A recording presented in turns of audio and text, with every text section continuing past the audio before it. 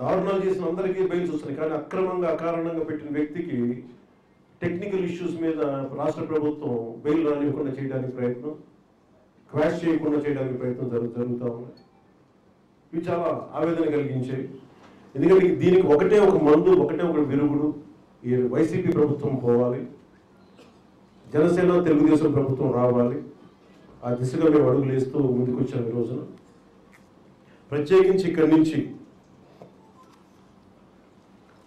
ఇక్కడి నుంచి రాజమండ్రిలో ఎందుకు పెట్టుకున్నామని చెప్పడానికి, అన్యాయంగా జైల్లో ఉన్న శ్రీ నారా చంద్రబాబు నాయుడు గారికి మానసికంగా వారికి మద్దతుగా ఈ చారిత్రాత్మక నగరంలో మేము పెట్టాలని నిర్ణయించుకున్నాం.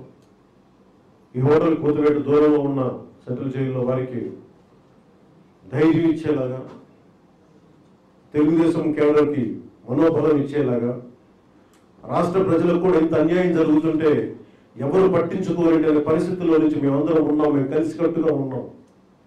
రాష్ట్ర భవిష్యత్తుని చాలా బలంగా ముందుకు తీసుకెళ్తాం.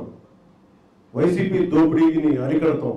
వీటన్నిటినీ ఇవ్వడానికి, ఆ భద్రత ఇవ్వడానికి, ఆ భరోసా ఇవ్వడానికి ఈరోజు మేము రాజమండ్రిలో ప్రత్యేకించి సమావేశం పెట్టడం జరిగింది. దీంట్లో చాలా కీలకమైన అంశాలన్నీ వచ్చినాయి. తెలుగుదేశం జనసేన ఎలా కలిసి ముందుకెళ్ళాలి, ఉమ్మడి కార్యాచరణ ఎలా ఉండాలి. ఒక 150 రోజులు కూడా లేదు కనీసం ఈ రోజున ఎన్నికలు ఉన్నది 120 రోజులు. సో ఇలాంటి ప్రణాళికలు ఎన్ని రోజుల్లో చేయాలి ప్రణాళిక, అలాగే ఉమ్మడి మేనిఫెస్టో ఎలా ఉండాలి, వారు ఆల్రెడీ చేసిన ఈ మేనిఫెస్టోకి జనసేన అనుకున్న మేనిఫెస్టో పాయింట్స్ ఎలా యాడ్ చేయాలి, దీని మీద కూడా చర్చకు వచ్చింది.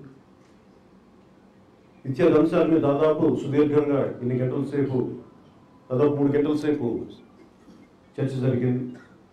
అన్ని అంశాలు, ముఖ్యంగా జనసేన టీడీపీ క్యాడర్ ఎలా కలిసి పనిచేయాలి, జనసేన నాయకులు టీడీపీ నాయకులు ఎలా కలిసి పనిచేయాలి, పెద్దలు స్పీకర్గా చేసిన అనుభవజ్ఞులు యనమల రామకృష్ణ గారు కూడా చాలా లోతుగా ఆయన అభిప్రాయాలు తెలియజేశారు.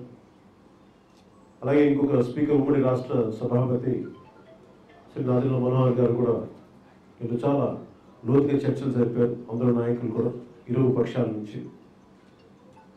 ఈ కార్యక్రమం తాలూకు ముఖ్య ఉద్దేశం ఆంధ్రప్రదేశ్ ప్రజలకు భరోసా ఇవ్వడం, భవిష్యత్తు ఎన్నికల్లో ఎలా వెళ్ళాలి, ఎలా ముందుకెళ్ళాలి, ఎలా సుస్థిరమైన ప్రభుత్వాన్ని స్థాపించాలి, సుస్థిరత పాలనని ఎలా అందించాలి, ఎలాగ దీన్ని భవిష్యత్తుకి ఆంధ్రప్రదేశ్ యువతకు కానీ, ఉద్యోగస్తులకు కానీ, మహిళలకు కానీ, రైతులకు కానీ ఎలాంటి పథకాలు ఉంటే బాగుంటుంది, మేము ఇట్లా ఆలోచిస్తామని చెప్పి నారా లోకేష్ గారు చాలా ప్రత్యేకించి చాలా వివరంగా చెప్పారు.